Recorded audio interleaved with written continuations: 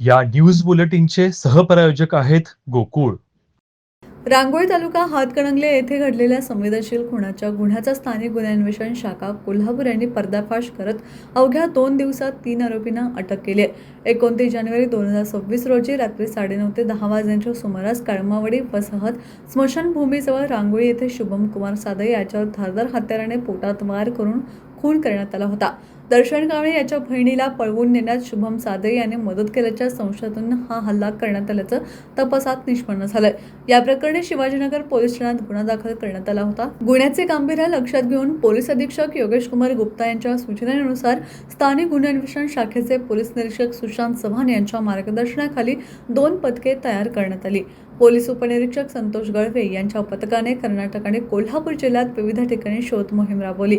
31 जानेवारी 2026 रोजी मिळालेल्या गोपनीय माहितीनुसार अतिग्रे फाटा येथे सापळा रचून दर्शन महेश कांबळे, सागर सुनील माने आणि प्रथमेश उर्फ पेप्या रवींद्र कांबळे या तिघांना ताब्यात घेण्यात आले.